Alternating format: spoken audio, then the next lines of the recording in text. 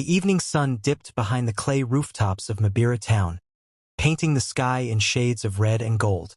The streets buzzed with laughter, voices of traders, and the rhythmic beat of drums from a nearby bar.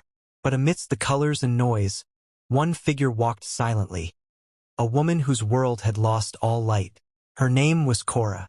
Her feet were dusty, her dress faded, and her arms cradled a small bundle, her daughter, Kyla, weak from hunger. Cora had been walking since morning, going from door to door, from stall to stall, begging for food. But people had turned her away with looks of pity or disgust. "Please, my baby hasn't eaten since yesterday," she whispered to a fruit seller. The woman frowned. "Madam, you think I'm running charity? Go find work." Cora stepped back, her heart sinking. She had worked once, as a waitress in a restaurant, but when the owner's business failed, so did her chance at survival. Her husband had left long ago, disappearing into the city with promises that never returned. Now Cora and Kyla lived in an abandoned shack at the edge of town. The baby whimpered weakly. Her lips were dry. Cora pressed her to her chest and whispered, "Hold on, my child. Mama will find you something." As the last rays of sunlight faded, the aroma of grilled meat and fried plantains floated from the direction of Golden Spoon Restaurant, the fanciest place in Mabira. She hesitated. Her bare feet didn't belong near such a place. The people there wore perfume that cost more than her life savings. But Kyla's faint cry pushed her forward. Inside the restaurant, laughter and music filled the air. Well-dressed men and women dined under golden lights, served by waiters in neat uniforms. Cora stood at the entrance, feeling every eye turn toward her. The manager, a tall man with a stiff collar, walked over quickly. "Madam, you can't stand here. This is a private dining area." "I'm sorry," she whispered, her voice trembling. "My baby is hungry. Please, just some leftovers. Anything." A few diners turned to look. Some whispered, others chuckled. But one man sitting in the corner, dressed in a simple orange suit, raised his head. He had been quiet the whole evening, eating slowly, watching the world around him with calm eyes. His name was Mr. Tund, though no one there knew he was one of the richest men in the country, a billionaire who owned half the businesses in Mabira. He watched Cora for a long moment, then stood up. The manager frowned. "Sir, I'll remove her immediately." Tund shook his head. "Let her speak." The restaurant fell silent. Cora's hands trembled. She bowed her head. "Please, sir. My child hasn't eaten. I just need some food. I'll work if I must." Tund looked at the small child wrapped in a thin blanket. He saw the desperation but also the dignity in Cora's eyes. After a long pause, he said softly, "Sit down." The manager froze. "Sir," I said, "let her sit." Gasps rippled across the tables. "A beggar? Here? Sitting with a man in a designer suit?" Tund motioned to a waiter. "Bring her a plate. And some milk for the baby." Cora's knees weakened. Tears filled her eyes. "Thank you, sir. You have no idea what this means." He smiled faintly. "Maybe I do." As she fed her child, unaware, the man across from her was watching more than her hunger. He was watching her heart. And that night, her life was about to change forever. For the first time in many days, Cora and little Kyla tasted real food. The warmth of the rice and stew filled her empty stomach like a forgotten dream. She ate slowly, savoring each bite, afraid that if she finished too quickly, the moment would vanish. The other diners tried to pretend they weren't watching, but whispers floated across the restaurant. "Who is she? Why would he let her sit there? Maybe she's related to him?" Tund heard every word but ignored them. He had seen this before, how people judged others based on clothes, not character. He had once been poor too, though no one knew that story. When Cora finished eating, she wiped her hands nervously. "Sir, I don't know how to thank you." You've done more than anyone else has in months. Tun smiled gently. You can start by telling me your name. Cora, she said softly. And this is my baby, Kyla. He nodded. Beautiful names. Tell me, Cora, where do you live? Her eyes fell to the floor. Nowhere, really. There's an old hut near the stream. It keeps the rain out most nights. But it's not safe. Tun's expression darkened slightly. And your husband? She shook her head. He left. Said he'd find work in the city. That was 2 years ago. There was silence for a moment, the kind that makes two strangers feel like they've known each other longer than a conversation should allow. Finally, Tun said quietly, You've been strong, Cora. Most would have given up. She gave a small, bitter laugh. Sometimes I want to, but when I look at her, she glanced at Kyla. I remember that giving up means she suffers too, so I keep walking, keep begging, keep hoping. Tun's gaze softened. There was something about her, something genuine, something rare. In her eyes he saw pain, yes, but also pride, the kind that poverty couldn't steal. He reached into his pocket and pulled out a small envelope. Take this, he said. Cora shook her head quickly. No, sir. You've already helped enough. It's not charity, he replied firmly. Think of it as a door opening. Her hands trembled as she took it. Inside were several crisp notes. More money than she had seen in months.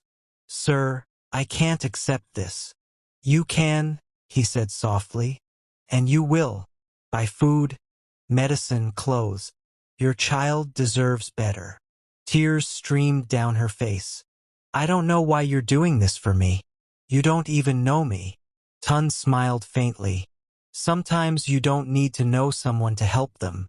You just need to see them. Before Cora could speak again, the manager approached, forcing a polite smile. Sir, if you're done, I can have your car brought around. Tun nodded. Yes, thank you. He turned back to Cora. I have to go now, but promise me one thing, use that money wisely. And if you ever need work, come to the new bakery being built near the market. Ask for Mr. Tund. Cora nodded, still in disbelief. I will, sir. I promise. He smiled one last time, then walked away. As the glass door closed behind him, Cora clutched the envelope to her chest. Her heart beat faster. Part gratitude, part confusion. Who was that man? Why did his eyes look familiar, as if they had known pain too? She didn't know his name, but she would never forget his kindness. Outside, Tun stepped into his sleek black car. His driver glanced at him through the mirror. Sir, was that the woman you mentioned last week? Tund nodded slowly. Yes, the one the world forgot. But I haven't. He looked out the window as the car drove off, the lights of Mabira town glowing like distant stars. Something inside him whispered, her story isn't over yet. 2 weeks passed since that unforgettable night at the Golden Spoon restaurant. Cora still remembered every word that the kind stranger had said. The money he'd given her helped her buy food, a blanket for Kyla, and a few second-hand clothes. For the first time in months, she slept without hunger gnawing at her stomach. But peace didn't last forever. The small hut she lived in began to leak when the rains came.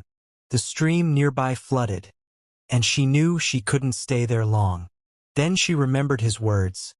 If you ever need work, come to the bakery near the market. Ask for Mr. Tund. At first, she hesitated. What if he didn't remember her? What if people laughed at her for showing up? But the image of Kyla sleeping on the cold floor gave her strength. The next morning, Cora tied her baby on her back with a faded scarf and set out for town. The new bakery was impossible to miss. Bright yellow paint, the smell of fresh bread wafting through the air, and a sign above the door that read, Sunrise Loaves. She stood outside, nervous, watching busy workers carry trays in and out. A young woman sweeping near the door noticed her. "You looking for someone?" "Yes," Cora said softly. "Mr. Tund." The woman's eyes widened slightly. "You know the boss?" Cora hesitated. "He told me to come if I ever needed work." Before the woman could respond, a deep voice spoke from behind them. "Did I hear my name?" Cora turned. It was him. Tund was dressed simply again, just a clean shirt and trousers, but there was an unmistakable air of authority around him. When he saw Cora, his face broke into a warm smile. "You came," he said. I didn't know if you'd remember me. I told you I would." He glanced at the baby on her back and nodded approvingly. "You look better. How's Kyla?" "She's stronger now. Thanks to you." Tund smiled. "Good. Come. Let me show you something." He led her through the bakery. Rows of ovens, workers kneading dough, and shelves filled with steaming bread. "I started this bakery a few months ago," he explained. "It's more than a business. It's a chance. For people like you who just need one door to open." He stopped beside a counter where an empty space waited. "I need someone trustworthy to help with packaging and sales. The pay isn't much to start, but it's honest work. Would you take it?" Cora's lips trembled. "Sir, I don't know what to say." Yes, I'll do my best." He smiled. "I know you will." As days turned into weeks, Cora proved herself beyond expectation. She was early every morning, kind to customers, and never complained about the long hours. Her laughter began to return, and so did her confidence. Soon, the other workers admired her spirit. Even Tund found himself watching her quietly, how she spoke gently to others, how she carried hope in her tired eyes. One evening, as he closed the bakery, he saw her sweeping the floor with Kyla sleeping nearby. "You should go home early sometimes," he said. Cora smiled. "Home feels different now, sir. For the first time, it's not empty." He looked at her for a long moment, then turned away, because something new was stirring in his heart. That night, as the moon rose over Mabira town, Tund sat by his window, thinking. She didn't know who he really was. To her, he was just a kind bakery owner. And for the first time in years, he felt seen, not for his wealth or name, but for his humanity. He whispered to himself, "Maybe this is what I was searching for all along." Months passed, and the Sunrise Loaves Bakery became one of the busiest shops in Mabira town. Customers loved not only the warm bread, but the warmth of Cora's smile that came with it. Tund watched her from a quiet distance, proud of how far she had come. Every day, she reminded him why he had built this place, to help people rise from hardship just as he once had. But Cora still didn't know who he truly was. One afternoon, a group of reporters and town officials came to the bakery. They carried cameras and notebooks, talking excitedly among themselves. The staff gathered in confusion. A man in a suit stepped forward. "We're here to meet Mr. Tund Adesina, the owner of Adesina Holdings, the company that owns this bakery chain." Cora froze. Adesina Holdings? That name was famous across the country. The company that built schools, funded hospitals, and owned massive businesses. Her heart raced. She turned toward Tund, who stood quietly at the doorway. He gave her a calm, knowing look. The man in the suit smiled broadly. "Mr. Adesina, the community wants to thank you for your generosity and development projects. Your kindness has changed many lives." Cora's mouth fell open. "Mr. Adesina?" Everyone turned to Tund as he nodded politely, accepting their gratitude. The realization hit her like a wave. The humble man who gave her food, who offered her a job, was not just a bakery owner. He was one of the richest men in the land. She felt dizzy. She stepped back, trying to understand. Months passed, and the Sunrise Loaves Bakery became one of the busiest shops in Mabira town. Customers loved not only the warm bread, but the warmth of Cora's smile that came with it. Tund watched her from a quiet distance, proud of how far she had come. Every day, she reminded him why he had built this place, to help people rise from hardship just as he once had. But Cora still didn't know who he truly was. One afternoon, a group of reporters and town officials came to the bakery. They carried cameras and notebooks, talking excitedly among themselves. The staff gathered in confusion. A man in a suit stepped forward. "We're here to meet Mr. Tund Adesina, the owner of Adesina Holdings, the company that owns this bakery chain."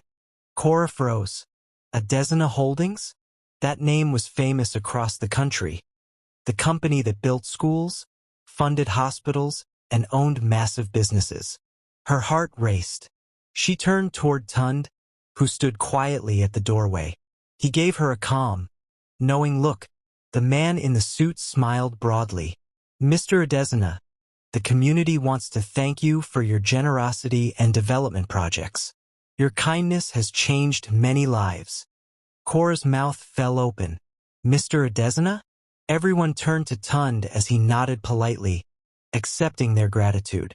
The realization hit her like a wave. The humble man who gave her food, who offered her a job, was not just a bakery owner. He was one of the richest men in the land. She felt dizzy. She stepped back, trying to understand. The next morning, the sky over Mabira town was gray and heavy with rain. The bakery buzzed as usual, the scent of fresh bread filling the air. But something unexpected happened. A small crowd gathered near the counter. A boy, barely 12, stood there with tears in his eyes. He clutched a few coins in his hand. "Please," he said to Cora, "I need just one loaf for my mother. She's sick, but this is all I have." Cora looked down at the coins, not even half the price. For a moment, she saw herself in him, standing outside the restaurant months ago, begging for leftovers. She smiled softly and handed him 2 warm loaves. "Take these, and tell your mother to get well soon." The boy's face lit up. "Thank you, Auntie." He ran off into the rain, barefoot but smiling. Behind her, Tund had been watching silently. When their eyes met, he said quietly, "You didn't even think twice." Cora shrinked Bentley. "Someone once did the same for me." Tund smiled, a deep, genuine smile. "That's how kindness works, Cora. It travels from one heart to another." Later that evening, when the bakery closed, he called her outside. The rain had stopped, and the air smelled fresh and new. He handed her an envelope, heavier than the one she'd received months ago. "What's this?" she asked. "Your promotion," he said. "You've proven yourself beyond words. You'll manage this bakery now. It's yours to lead." Her eyes widened. "Mine?" "But I'm just..." He raised a hand gently. "You're not just anything, Cora. You're living proof that hope can grow anywhere." Tears filled her eyes as she whispered, "Thank you, sir, for believing in me when no one else did." Tund looked toward the horizon. "No, Cora." "You believed in yourself first. I only helped you see it." As the sun dipped low, painting the village in golden light, the bakery door swung open again. Customers laughed, children played, and Cora's voice could be heard greeting them with warmth. Tund walked away quietly, smiling. If this story touched your heart, don't forget to like, share, and subscribe to African Folk Tales, where every story reminds us that kindness still lives among us.